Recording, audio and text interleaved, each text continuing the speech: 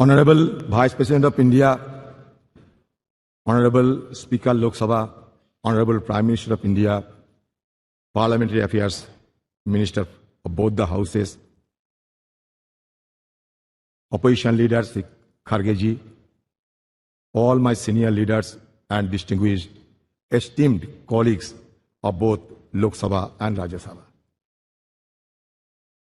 Having seized this opportunity without making any compunction, without mincing any word, I must state that I feel elevated and elated of having been stood in this podium, which had witnessed a caravan of historical episodes and numerous momentous events in the midst of the galaxy of luminaries who had rigged up their brain and burned the midnight oil to frame the Constitution of India in this august house, which is called at the time Constituent Assembly.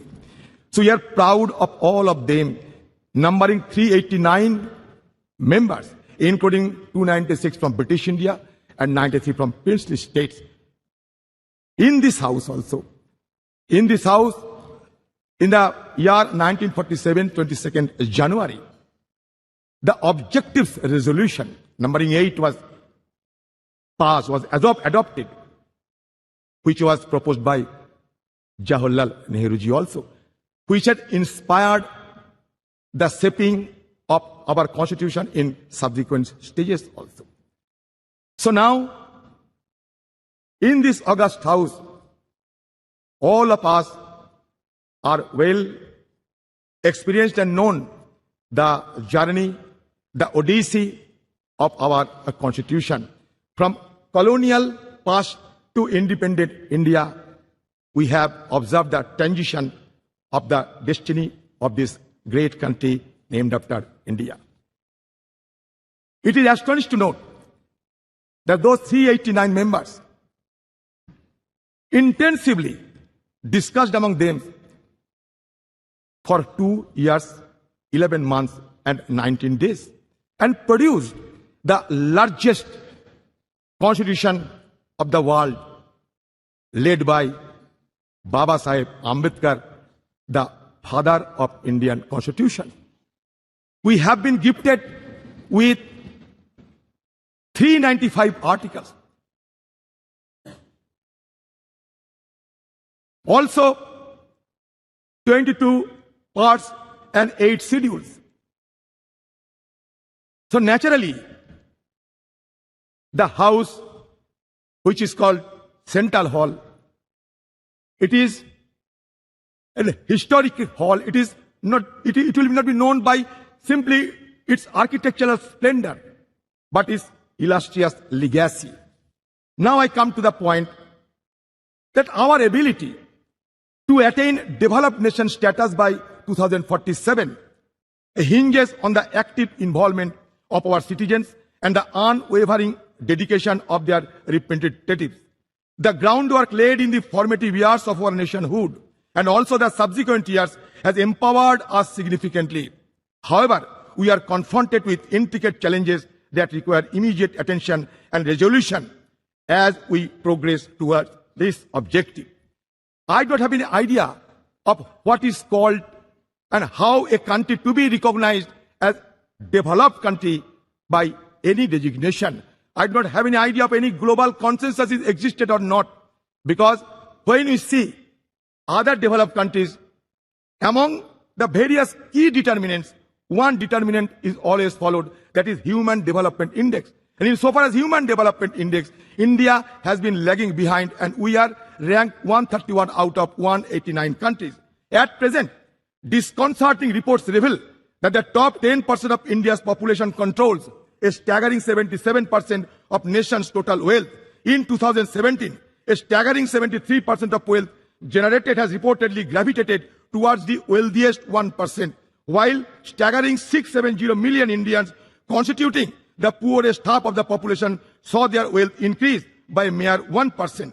This stark disparity presents a crucial challenge in ensuring that millions of people living below the poverty line have access to fundamental necessities like food, shelter and healthcare, a prerequisite for advancing towards developed nation status. While India boasts of a sizable youth population, high unemployment rates pose a significant hurdle to leveraging this demographic advantage. Addressing this challenge is paramount, necessitating a concerted focus on job creation and the encouragement of entrepreneurship. It is essential to enable India's youthful population to contribute substantially to the country's economic growth and development. Despite India being the world's fifth largest economy, our per capita GDP falls far behind that of developed nations. Tackling this economic growth challenge requires pro-growth government policies, maintaining low inflation, reducing interest rates, alleviating unemployment, fostering a skilled workforce, bolstering purchasing power, stimulating demand, and enhancing the healthcare and education sector. India must prioritize the development of a globally competitive, labor-intensive manufacturing sector capable of generating significant employment opportunities. In sum, addressing the pressing issue of high youth unemployment is a pivotal step for India's march toward developed nation status by 2047. I am impatient. I do not want to wait till 2047. Why not before 2047? To realize the vision of becoming developed nation, India must pursue a growth trajectory that is both comprehensive and sustainable. Economic growth must be all-inclusive, benefiting every citizen. An overarching focus on human development, encompassing access to healthcare, education and essential services must be implemented holistically. The challenge of transforming India into a developed nation by 2047 are substantial, encompassing poverty, infrastructure deficit and environmental sustainability. By implementing a holistic strategy that encompasses infrastructure development, attraction of investment, enhancement of education, promotion of innovation, social welfare, environmental conservation, paying emphasis on manufacturing and integration of technology, India can pave the way for its emergence as a developed nation. It is only with unwavering determination, collective commitment, that the country can realize this visionary goal and unlock its potential on the global stage.